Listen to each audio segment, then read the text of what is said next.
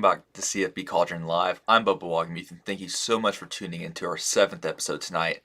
So this past weekend I wasn't able to watch as much football as I usually do, but that's because I was up in Blacksburg having a great time watching Virginia Tech versus Miami. So this past weekend was a great experience. I was up there for 4 full days. I was able to tour the facilities, take a look at all the football weight room, football lobby. It was an awesome time.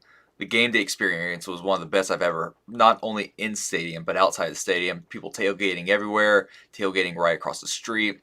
That was really cool. And then it was a sell-out between a 2-3 and 2-4 team. So Virginia Tech fans were awesome. The campus was beautiful. I'm really looking forward to going back up there. I have a few quick photos here that I was able to take. I was able to get into the stadium a few days before, walk around. Lane Stadium is awesome. So I really hope Brent Pry or someone else can turn the Virginia Tech program around because those fans are dedicated and they love good football. So I know they're struggling right now watching a 2-5 team. So hopefully someone can turn Virginia Tech around here. But we're going to do a new thing. So we're halfway through the season for most teams. Some teams are beyond halfway through the season. So what we're going to do is each week from here on out until the playoff selection show, we're going to pick 3 teams at random. And we're just going to talk about key games coming up, chances to make the playoffs, where they are currently as a team, and like I said, just 3 teams a week. This week, I have 3 teams that a lot of people are interested in talking about, so let's get started on that. So, first team we're going to be talking about tonight is America's darling, the Tennessee Volunteers. So last week, big home win, first time in 15 years. I'm not going to lie, I don't even remember the last time before this past week that Tennessee beat Alabama. I'm only 21. So it came when I was 6 years old, 5 or 6 years old. So congratulations to the Vols. I know that's a sweet one, and I know the Tennessee River ate the goalpost. So that's a massive win. I'm sure Knoxville's still buzzing from that. So Tennessee has a few key games coming up, though. Obviously, everyone knows about the Georgia game, but the week before they play Kentucky at home, and I think this is going to be a little bit of a tougher matchup than a lot of people anticipate. And the reason why is that Tennessee is a very high-tempo offense. And one of the best ways to slow down a high-tempo offense is to control the football, which Kentucky does a great job of. Kentucky's very methodical. They don't run the ball well, which is weird with methodical offenses, but they throw the ball efficiently. Will Levis looks like he's good to go after being Mississippi State last week. His foot looks like it's all healed. So I think Kentucky could give Tennessee a little bit of a closer game. I wouldn't just write that one off as a W quite yet. So next week it's going to be November 5th. Tennessee travels between the hedges and what will be the game of the year up to that point. They play Georgia. There's not too much you can say about this, but 2 weeks from then, they play South Carolina on the road, which I think is another game that you can't come strolling into Williams-Brice, get off to a sluggish start, and win. So I think it's going to be important for Tennessee to come out firing on all cylinders against South Carolina, and the atmosphere is going to be absolutely electric because Tennessee most likely will have one loss or maybe even be undefeated at that point of the season. So just a few scenarios for Tennessee. How can Tennessee make the playoffs? I think they can make the playoff with a loss at Georgia, and then Georgia goes on to win the SEC championship. So I think Georgia needs to finish undefeated. And in this scenario, they're going to beat Alabama, which gives Alabama 2 losses, and Tennessee beat Alabama in the head-to-head. I think you want Ohio State to go undefeated, and you just need UCLA to lose, because I think there's a good shot at one-loss Tennessee team gets in over a one-loss Pac-12 champion team. And you may say, how? Well, Tennessee had a tougher out-of-conference schedule, and you play Georgia and Alabama in the regular season. And in this scenario, they would have already beaten Alabama and lost to Georgia. If the Vols play Georgia tough and finish the season with 1 loss, I think it's really unlikely we don't see them in the playoffs. So that's what Tennessee is at currently. Next team we're going to talk about Michigan now. So Michigan is in a little bit of a funky situation. Here's why. Michigan had one of the easiest, if not the easiest, out-of-conference schedule in all of Power 5 football. So Michigan's out-of-conference games were Colorado State, UConn, and Hawaii. 2 of those may be the single worst teams in all of FBS in Hawaii and Colorado State. As much as I love those programs, they're not in a great position right now.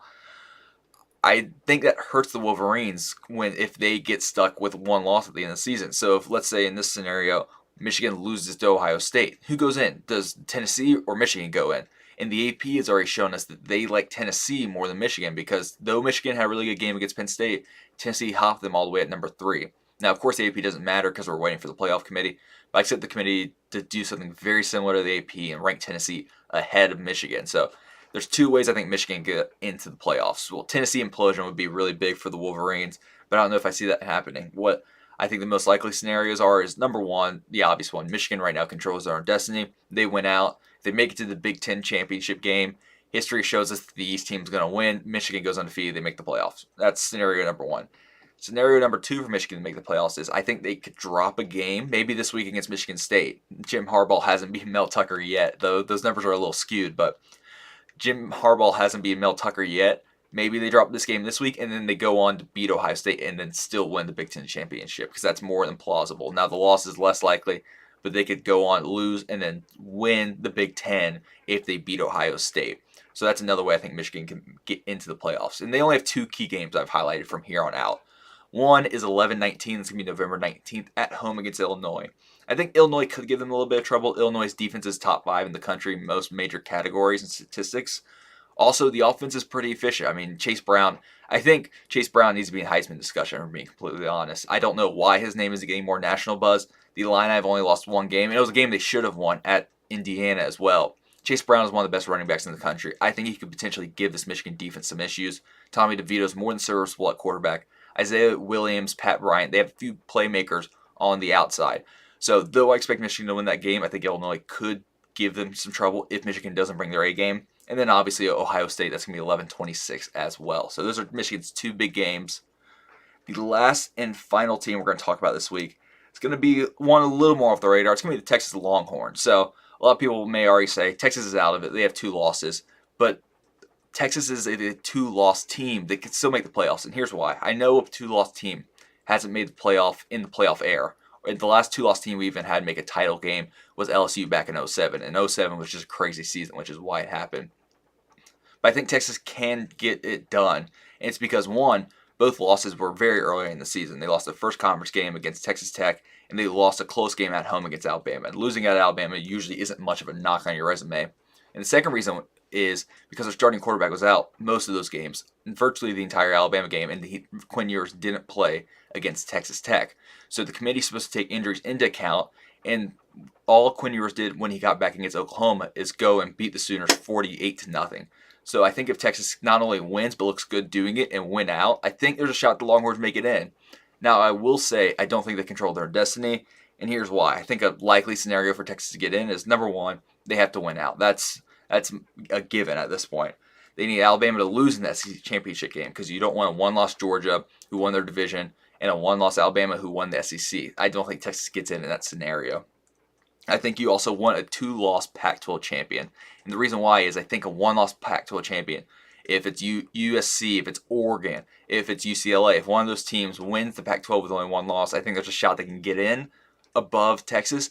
But I think Utah would be great. It would be great for Texas if Utah just won the Pac-12 with 2 losses already. They only have 1 conference loss as well because the other one was early in the season against Florida. But those are just a few things Texas needs to happen to make the playoffs. If the committee takes injuries into account like they said they do, their starting quarterback didn't play 2 of their losses, and then Texas would have gone on a pretty impressive winning streak to end the season. Here's a few of Texas' key games. So this week, I'm going to talk about this game a little bit more. They play at Oklahoma State. That's going to be 10-22 at Stillwater. The week, not after, but following week, after a bye week, Texas plays at Kansas State. Then they have TCU at home, which is going to be 11-12, and then Kansas on the road, then Baylor at home to finish the season. So that's actually just Texas's remaining schedule.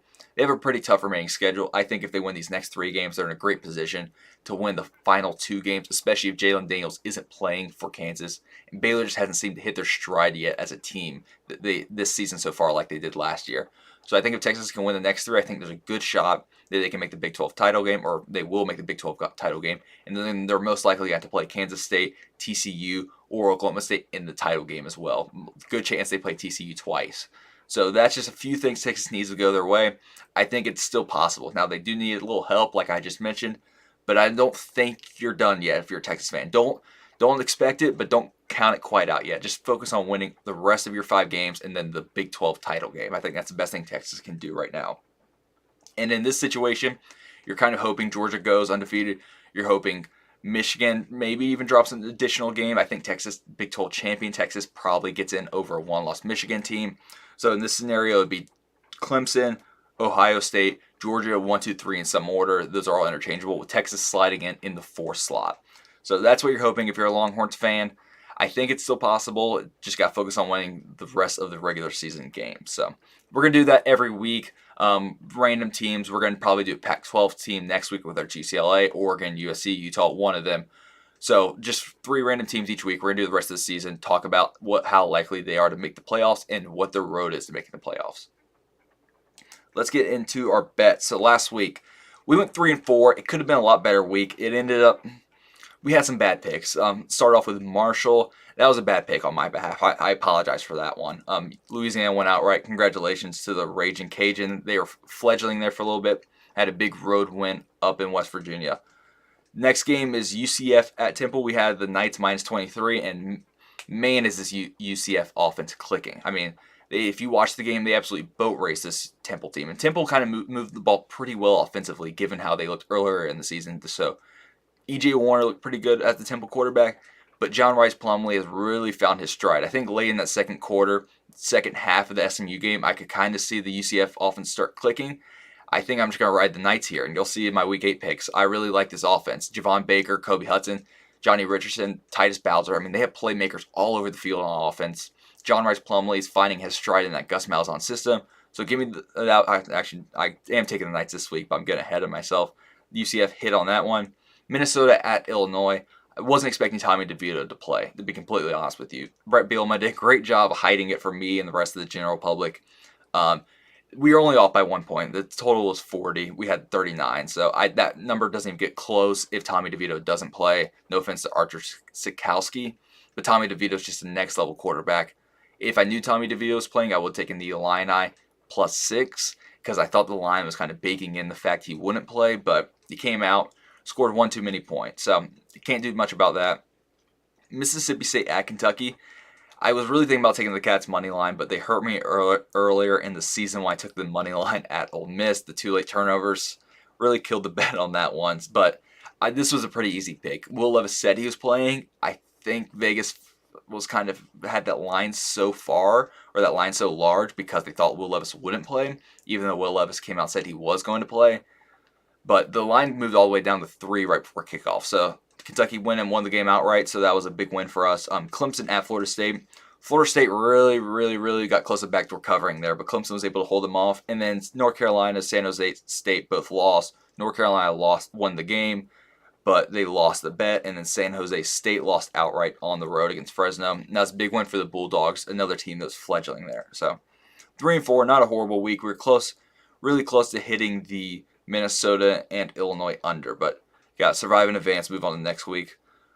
So let's look at our Week 8 bet. So Week 8, we have Virginia at Georgia Tech, and this is going to be a Thursday night game. So if you want to bet on this one, make sure to get before kickoff tomorrow night. We're going to bet the first half under at 23.5. If you watch this Virginia offense last year, it's a completely different Virginia offense this season. Brennan Armstrong looks like a different player. Even though he returned his best receivers, they lead the ACC in drops, I believe. Also, that offensive line is completely patchwork. Lost all 5 starters from last year. And then we all know the Georgia Tech offensive struggles that they've had. I don't see these teams scoring 23.5 points in the first half. I think they may get going in the second half, which is why I like the first half under a little bit more. Next bet, we're going to take Iowa at Ohio State. We're taking the over in this game. So I can see this game going very similar to the Wisconsin game. I believe Ohio State scored 52 in that game.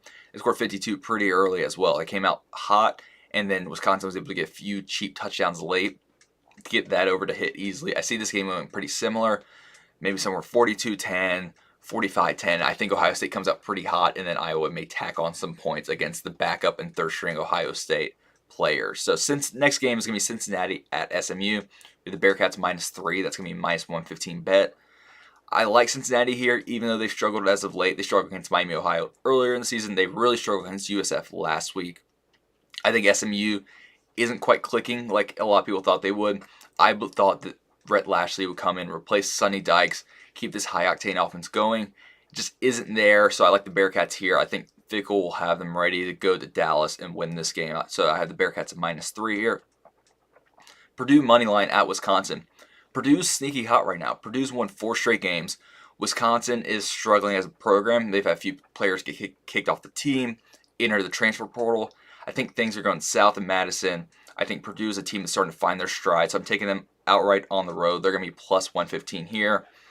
Ole Miss at LSU. We're going to talk about that one a little bit later, so we're not going to mention that one now. And then UCF, I gave it away a little earlier. UCF is -5. It's going to be a -110 bet on the road at East Carolina.